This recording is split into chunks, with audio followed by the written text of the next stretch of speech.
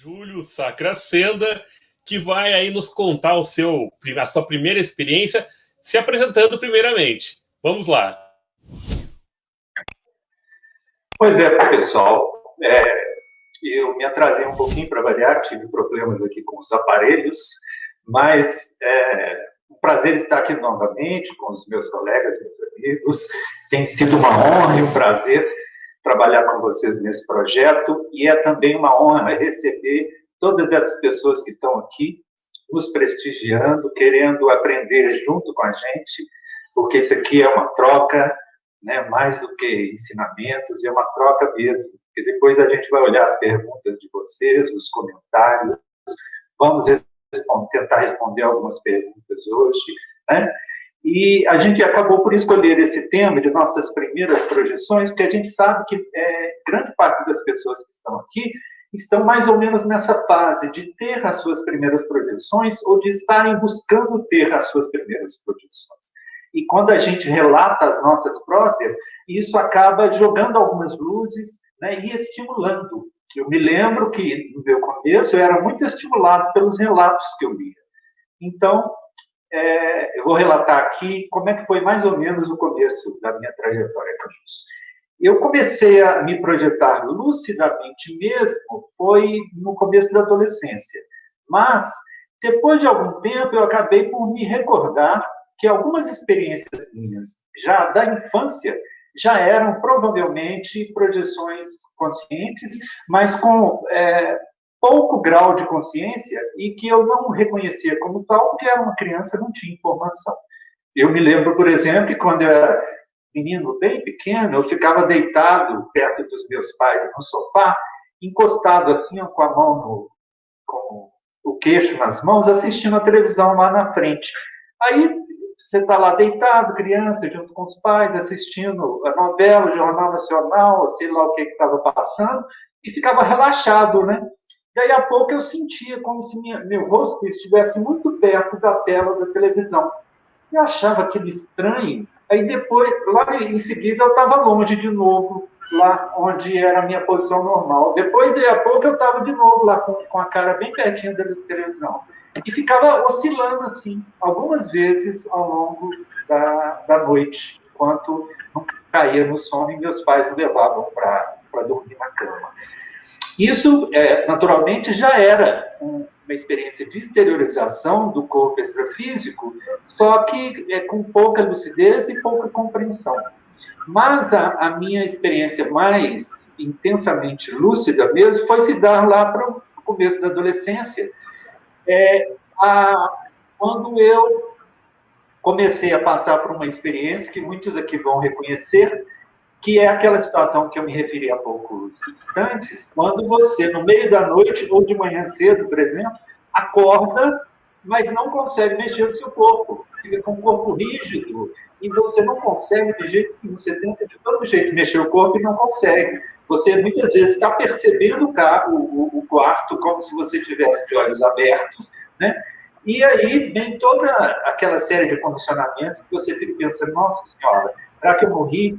Será que vai chegar algum monstro, alguma coisa assim que vai me pegar?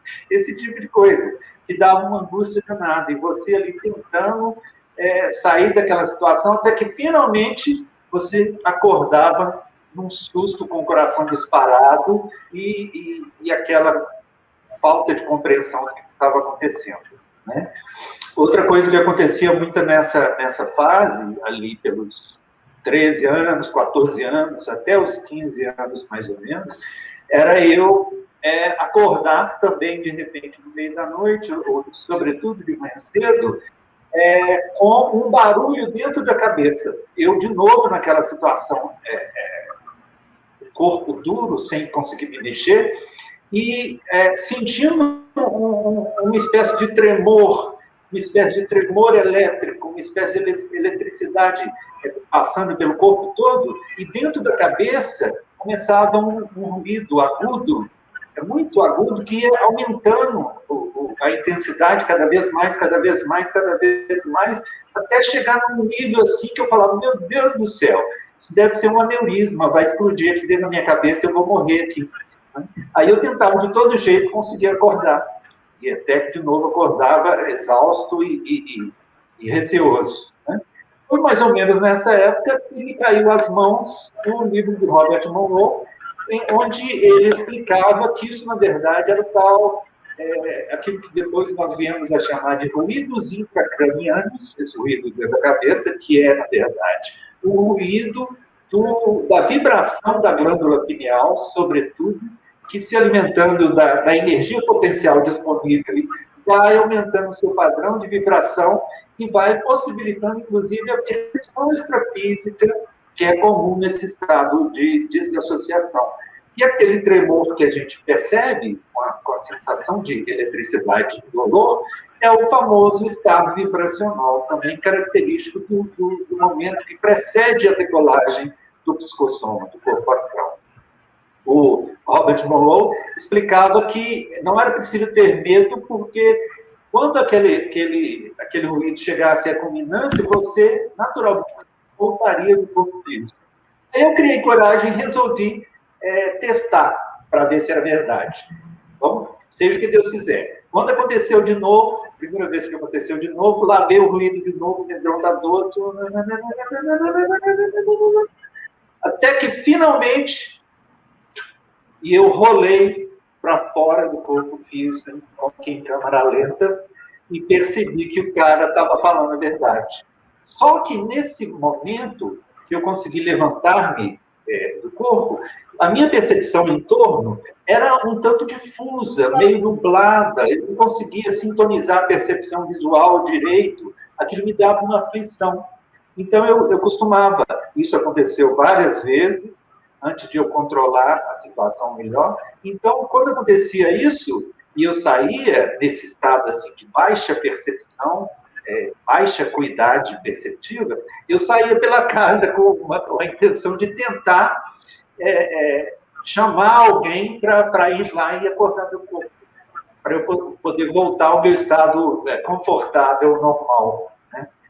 E foi com a leitura e com os estudos e a reflexão, de alguns dias e algumas semanas, foi que eu entendi que, na verdade, aquilo era um estado temporário, que dependia muito do meu estado energético, porque os caras diziam, Robert Monroe dizia, e eu comecei a ler outros caras também, diziam que haviam maravilhas que você poderia acessar se conseguisse estar lúcido fora do corpo astral. Então, eu acho que isso acabou me condicionando, ou melhor, me descondicionando para eu poder efetivamente vivenciar o estado de lucidez fora do corpo físico. Até que, por causa disso, penso eu, condições energéticas propícias, condições de descondicionamento mental propício, né, e provável ajudazinha, uma mãozinha, em que acordei em estado cataléptico. Esse estado chama-se catalepsia projetiva, mas também chamado de paralisia do sono. E não é nada perigoso, é inofensivo, é natural, porque precede a decolagem do psicossoma, acontece toda noite conosco. Finalmente, um dia, eu acordei em catalepsia, percebi o ruído aumentando, e resolvi sair do corpo tão logo fosse possível. Quando eu finalmente saí, eu percebi que eu estava mais lúcido, com a melhor percepção do que o normal. Aí eu resolvi sair pela porta do quarto, que estava entreaberta, contornei a geladeira ali da copa, depois contornei a mesa de vidro da sala da casa da minha mãe, e finalmente cheguei em frente à porta de vidro que separava a sala da varanda. Aí eu falei, se eu estou fora do corpo, e eu estava com a sensação de estar completamente lúcido, como eu estou aqui agora, o que já era uma coisa por si mesma absurdamente impressionante. Eu pensei, se eu estou fora do corpo, eu consigo atravessar essa porta de vidro aqui. E assim eu fiz, estiquei meu braço e fui lentamente assim, para ver se minha mão atravessava aquela porta de vidro. E para minha relativa surpresa, a resistência... Mais um minuto.